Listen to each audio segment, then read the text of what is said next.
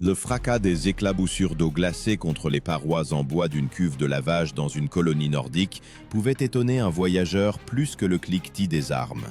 Comment expliquer que les Vikings, dont la gloire est fondée sur les combats et les raids tempétueux, considéraient la propreté non pas comme un luxe, mais presque comme un rite? Pourquoi le samedi devenait-il précisément le jour où les eaux froides du fjord se transformaient en un moyen de pouvoir et de respect, alors que la majeure partie de l'Europe médiévale, au même moment, se cachait derrière des couches de saleté? Et surtout, quelle part de vérité sur eux-mêmes cachaient-ils, celle qui est capable de changer votre perception de cette époque à la fin du récit? Selon l'observation du chroniqueur anglo-saxon Adam de Brême, les habitants du Nord prenaient régulièrement soin de leur corps, ce qui étonnait ses contemporains. Les fouilles archéologiques à Birka et York confirment ces écrits. Les pennes, les pincettes et même de petits couteaux pour nettoyer les oreilles trouvés montrent une norme domestique de soins personnels. Mais derrière cela, il n'y avait pas seulement la propreté, mais quelque chose de bien plus sérieux, qui restera encore longtemps un mystère. Avant d'expliquer l'idée clé, il faut renforcer l'image. Transportons-nous mentalement près d'un long banc en bois, à côté de la maison du Jarl. Hommes et femmes nettoient leurs cheveux des dépôts de fumée et de sel, comme les archers avant un entraînement moderne vérifient leur équipement. C'est précisément ce rôle que jouait le rite du banc. C'est ainsi qu'on peut nommer le lavage régulier du samedi, que les Scandinaves eux-mêmes associaient à la préparation d'un nouveau cycle hebdomadaire. Les historiens débattent de la fréquence, mais s'accordent sur un point. Les Vikings avaient une tradition établie de se laver plus souvent que la plupart des peuples voisins. Ici apparaît un terme qui révèle le mieux la logique de leur comportement. Lorsque les habitants du Nord utilisaient de petits outils métalliques pour le soin du visage, ils employaient ce que les archéologues modernes appellent un scramasax, un long couteau à une seule lame, servant à la fois dans la vie quotidienne et au combat. Premièrement, il y avait l'image, une lame universelle avec laquelle le derrier pouvait, avec une égale assurance, couper des copeaux de bois, tailler sa barbe ou sectionner une corde. Et seulement ensuite apparaît le terme. C'est précisément ce couteau multifonctionnel qui confirme l'habitude des Vikings de transformer les soins corporels en une partie de la préparation quotidienne. Comme aujourd'hui un athlète surveille son équipement, sachant que le résultat dépend du moindre détail. Une telle approche crée une scène saisissante. La vapeur des pierres chauffées se mêle à l'odeur d'huile de pin. L'eau coule sur la peau et la main vérifie machinalement le tranchant de la lame, comme si le corps et l'arme devaient être également prêts pour la semaine à venir. Et à cet égard, les Vikings se distinguaient de leurs voisins européens plus fortement qu'ils n'y paraissaient à première vue. Mais derrière cette propreté régulière se cachait une raison pratique qui explique encore mieux le rituel du samedi et nous mène à l'endroit où l'hygiène personnelle se transformait en un instrument d'influence parmi les peuples qu'ils rencontraient. L'air froid du matin nordique se remplissait de l'odeur âcre des herbes fumantes lorsqu'un viking se penchait sur une cuve en bois, se préparant à ce qui était pour lui bien plus qu'une simple toilette. Pourquoi la préparation occupait-elle une place si importante dans sa vie que le rituel du samedi était perçu presque comme un entraînement militaire? Et surtout, qu'est-ce qui, dans le comportement de ces hommes, frappait les observateurs étrangers à tel point qu'ils laissaient des écrits empreints d'une nuance d'envie et d'inquiétude? La réponse n'a pas encore été pleinement révélée, mais elle prépare déjà ce rebondissement inattendu auquel nous arriverons plus près de la fin.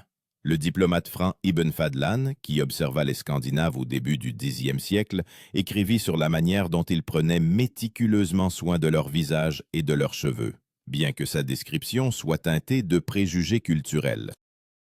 Cependant, les découvertes archéologiques de Hedeby confirment. Des récipients en pierre contenant des restes de mélanges savonneux à base de graisse animale et de cendres de bois ont effectivement été trouvés dans les maisons des habitants du Nord.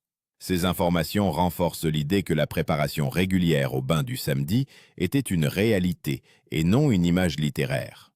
Avant l'apparition du terme, il faut une image qui transmette le sens de l'époque. Imaginez un hangar en bois où sur une table reposent des plaques lisses, chauffées au feu.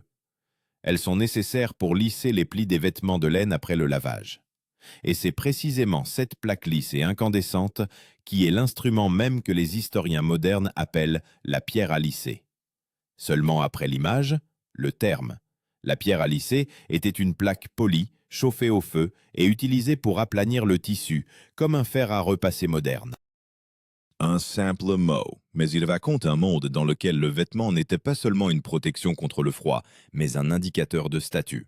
Maintenant, la scène s'éclaire. La vapeur s'élève de l'eau chaude, se mêlant à l'odeur du balai de bouleau avec lequel l'homme bat la saleté de sa tunique. Dehors, il fait encore sombre, mais une légère fumée s'échappe déjà des portes du bain, et il semble que la nuit elle-même recule sous la poussée de la chaleur montante. Pour les habitants du Nord, la préparation au samedi était semblable à l'accordage d'un instrument de musique. Plus le corps est propre, plus le jour à venir sonne juste. Les colonies scandinaves se distinguaient par leur sens pratique. Dans les régions au climat froid, les gens chauffaient souvent des pierres, puis les ajoutaient à des cuves en bois, une méthode pour réchauffer rapidement l'eau, connue des archéologues grâce aux traces de carbonisation sur les rochers trouvés. Et ce détail explique pourquoi le samedi était si important. La préparation exigeait du travail, du combustible, du temps. Mais c'est précisément cette concentration d'efforts qui créait le sentiment du début d'un nouveau cycle, comme si l'eau n'emportait pas seulement la saleté, mais aussi la fatigue de la semaine passée. Il est important de noter ici une autre particularité. Avant de se laver, les habitants du Nord peignaient soigneusement leurs cheveux avec des peignes en os ou en corne, dont des dizaines d'exemplaires ont été conservés à Birka et Gotland.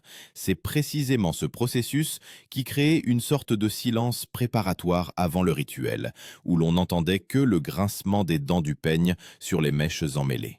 Et ce peigne, minutieusement sculpté et orné de motifs simples, devenait un signe d'aisance, tout comme aujourd'hui une montre ou un téléphone souligne le statut du propriétaire.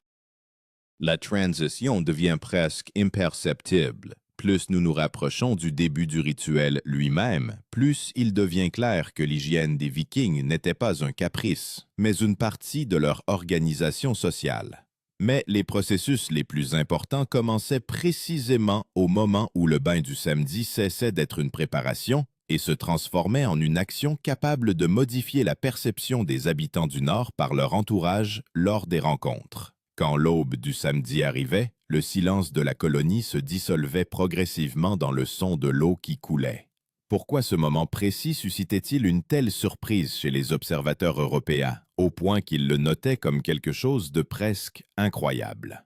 Qu'est-ce qui faisait d'une simple action, le bain, un événement qui changeait l'attitude envers les Vikings lors des négociations, dans le commerce et même dans les unions matrimoniales?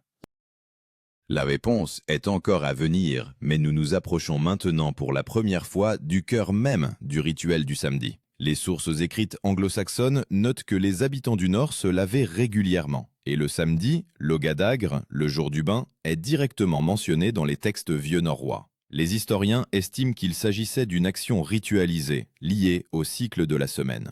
Les découvertes archéologiques de Hedeby et Ribeux montrent des traces de petites constructions en bois avec des foyers en pierre, qui auraient pu être utilisés comme prototypes de bains. Tout cela permet d'affirmer: le bain n'était pas un épisode, mais une partie de la vie quotidienne régulière. Avant l'apparition du terme, il faut créer une image qui transmette l'atmosphère de ce matin-là.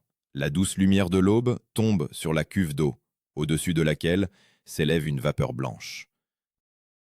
Les hommes y plongent des pierres rougies au feu à l'aide de pinces, et l'eau siffle en s'évaporant, comme si la terre elle-même exhalait de la chaleur. C'est précisément une telle scène qui aide à comprendre qu'un récipient spécial est utilisé, que les chercheurs modernes appellent un bouilleur en pierre. Et seulement maintenant.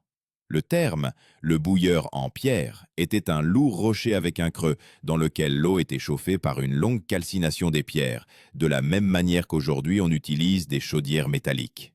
Ce récipient joue un rôle clé dans la visualisation du bain du samedi. Un jeune guerrier verse avec précaution de l'eau dans une cuve en bois et de légers cercles se forment à la surface, comme si le vent naissant touchait un lac. Les femmes préparent des infusions de conifères, jetant dans l'eau chaude des branches de genévrier ou de bouleau, connus par les données ethnographiques comme des additifs aromatiques accessibles. Tout cela rend la scène non pas simplement domestique, mais presque sacrée.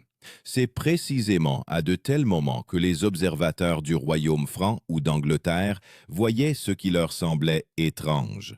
Les Vikings, qu'ils considéraient comme des sauvages grossiers, se lavaient plus souvent que de nombreux habitants des villes européennes. Pour une personne de cette époque, cela ressemblait presque à un défi, surtout si l'on considère que l'eau, dans un climat froid, était une ressource exigeant des efforts. Il fallait la chauffer, la transporter, la maintenir chaude.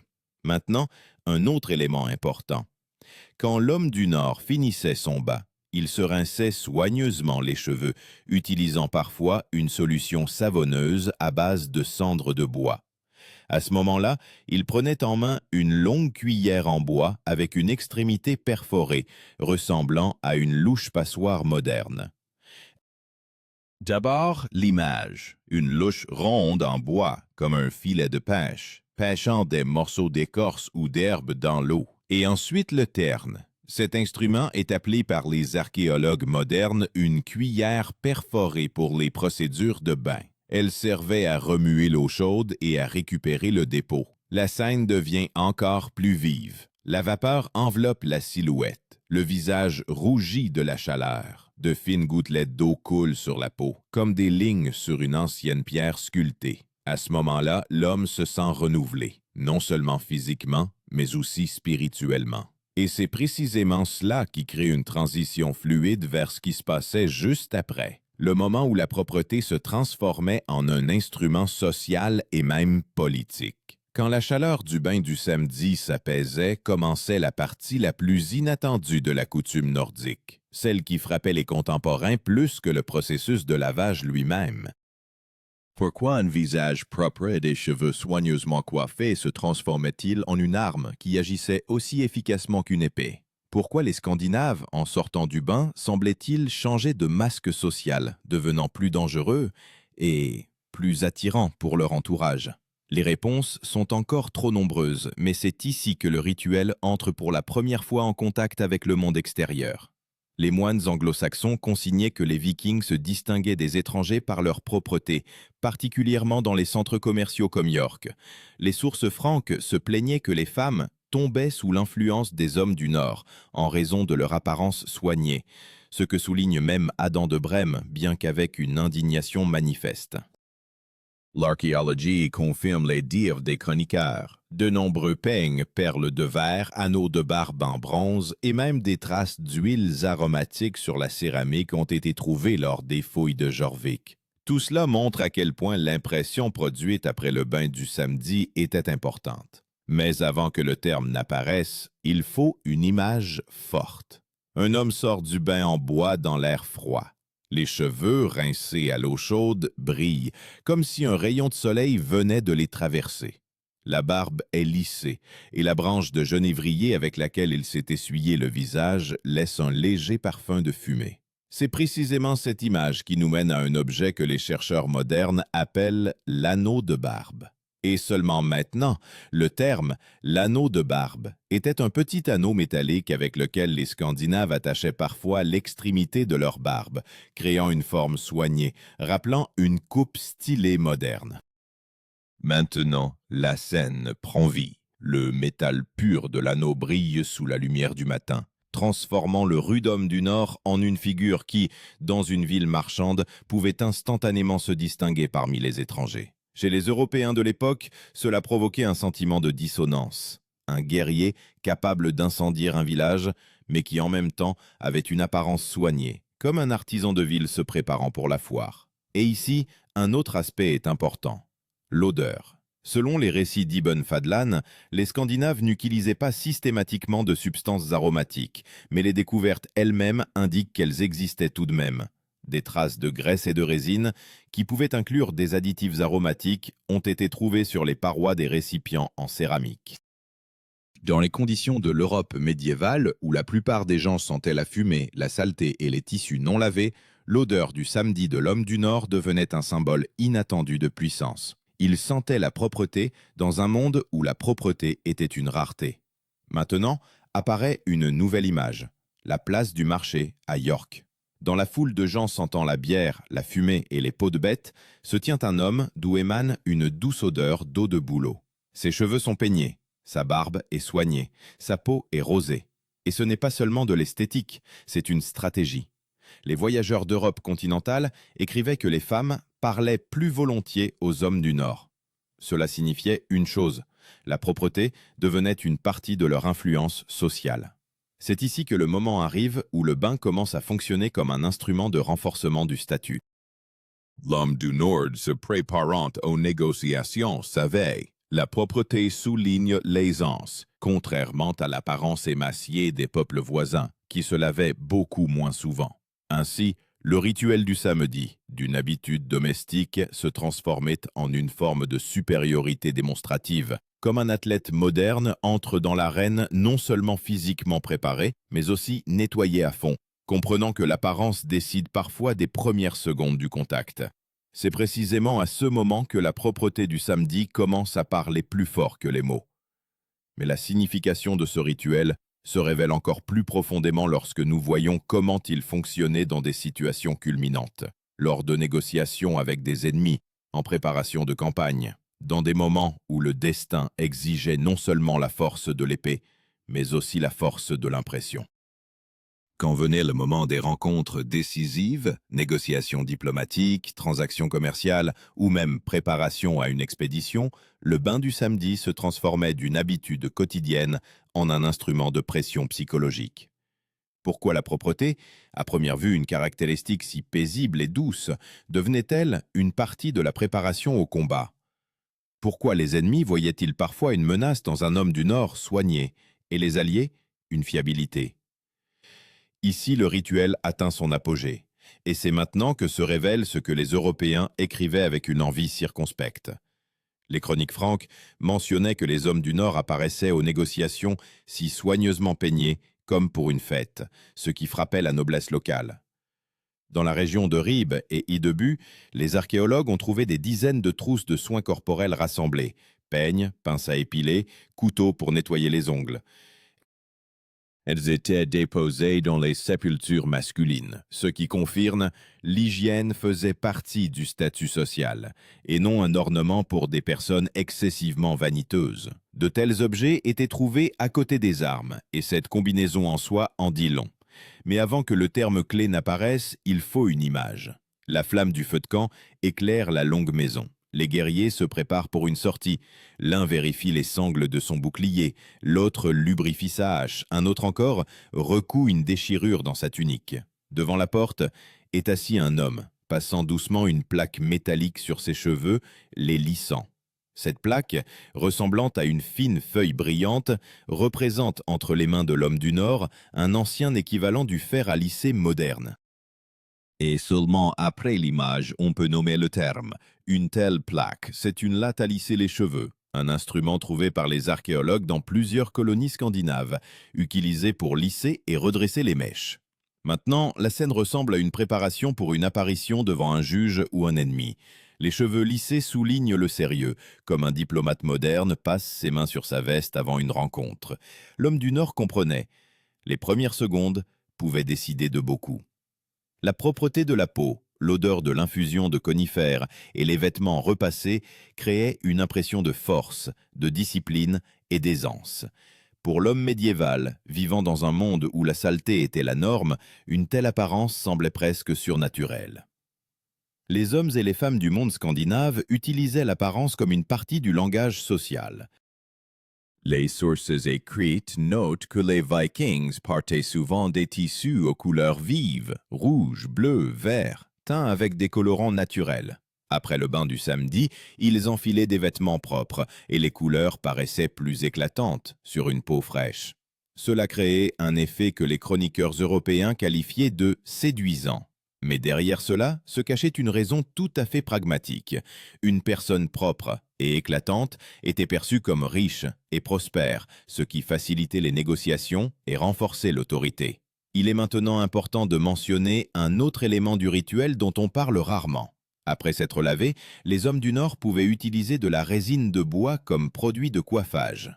D'abord l'image, une goutte ambrée, épaisse, brillante au soleil, rappelant une goutte de miel, mais sentant la forêt.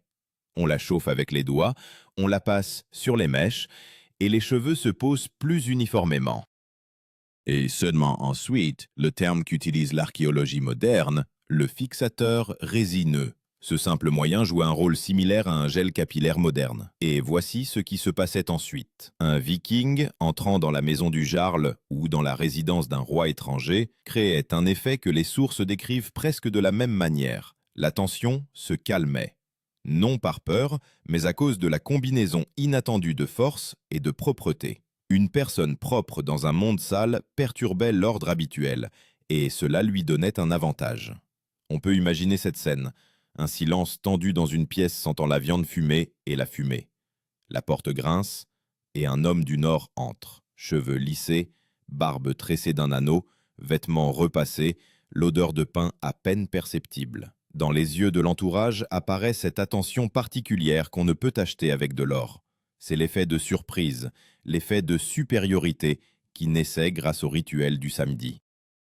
Mais la véritable culmination ne réside pas seulement dans la force sociale de l'apparence. Le plus important se manifestait au moment où la propreté devenait un symbole de préparation à un grand événement, une expédition, une traversée maritime, une bataille décisive. Et c'est précisément cela qui nous mène à la suite du récit, où le rituel du samedi se transforme en une partie des décisions fatidiques des hommes du Nord.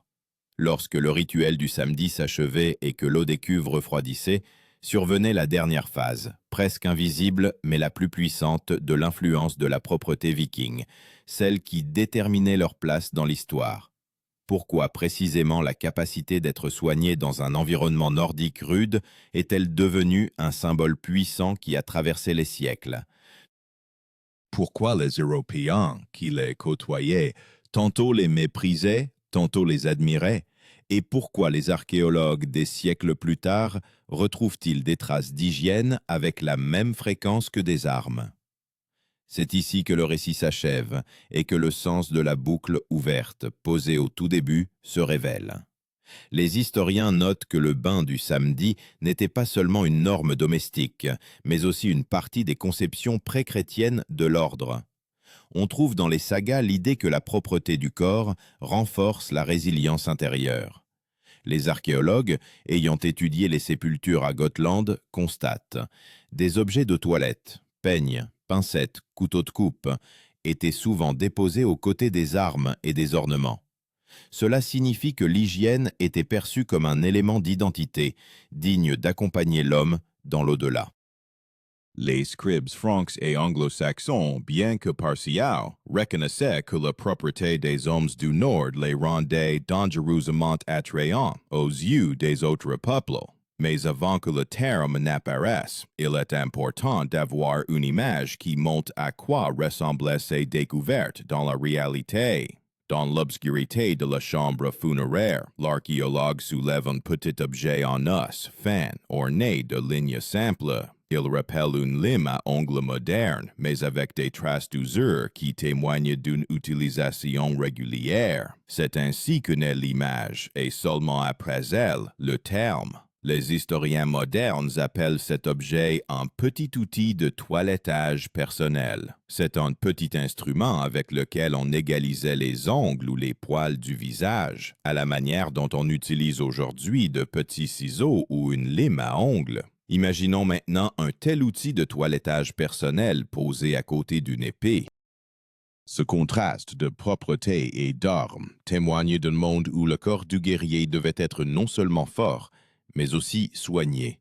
Les Vikings comprenaient « l'apparence est une partie du premier coup, le premier regard capable de changer l'attitude avant même qu'un mot ne soit prononcé ou qu'une lame ne soit levée ». Dans les conditions de l'Europe médiévale où beaucoup souffraient de maladies de peau, de parasites et des conséquences d'un manque de lavage régulier, l'homme du Nord, sentant l'eau de pin, paraissait étranger, presque surnaturel. Et voici le moment culminant du destin. Avant de partir en expédition maritime, les guerriers pouvaient participer à un lavage collectif. Certaines interprétations de scènes de la vie quotidienne trouvées sur les pierres sculptées de Gotland le mentionnent. Les historiens divergent sur l'obligation de cette pratique, mais les données archéologiques montrent, avant les traversées maritimes, les Vikings mettaient leurs vêtements et leur corps en ordre. Peut-être le faisaient-ils pour la santé, peut-être pour un renouveau rituel, mais le résultat était une puissante préparation psychologique, où le corps se sentait purifié et l'esprit recueilli. Maintenant, une image importante. Le petit matin, près d'un long navire. Les vagues se brisent contre la coque, l'air est vif et sent le sel. Un guerrier, qui vient de suivre le rituel du samedi, descend à terre. Il marche sur le sable froid avec assurance, comme si la fraîcheur de son corps le rendait plus fort. Dans ses mains, un sac avec ses affaires, contenant tout le nécessaire. Un peigne, un petit outil de toilettage personnel, un morceau de résine. Comme un athlète vérifie son équipement avant une compétition, il vérifie ses articles de toilette, sachant qu'un long chemin l'attend, et que ces petits détails l'aideront à conserver sa dignité et sa sérénité. Lorsque le navire quitte le rivage, il devient clair que le bain du samedi n'est pas un simple acte de propreté. C'est un rituel de préparation à la vie, au travail, à la guerre, aux négociations, aux éléments marins. C'est une manière de maintenir le corps et l'esprit en ordre quand le chaos règne. Et si les habitants de l'Europe de cette époque laissaient souvent la saleté devenir la norme, les hommes du Nord transformaient la propreté en une habitude qui les aidait à se sentir maîtres de leur propre destin. Et maintenant, nous pouvons revenir à la question posée au tout début. Pourquoi les Vikings se lavaient-ils chaque samedi, alors que la majeure partie de l'Europe pataugeait dans la saleté? La réponse devient évidente. La propreté était leur discipline, leur symbole de statut, leur arme d'impression. C'était une manière de montrer au monde qu'ils n'étaient pas des monstres sauvages, mais des gens capables de prendre soin d'eux-mêmes, forts, confiants, exigeants envers leur propre corps. Et c'est ici que naît le défi final pour vous. Si l'homme du Nord, dans un climat rude, au milieu du froid et des menaces constantes, pouvait trouver la force chaque semaine de nettoyer son corps et de se préparer à un nouveau cycle, alors qu'est-ce qui vous empêche aujourd'hui de nettoyer votre propre vie, vos pensées, vos habitudes, vos peurs? Serez-vous capable de passer au moins une semaine avec la même discipline que celle des gens, pour qui l'eau froide était le commencement de la force?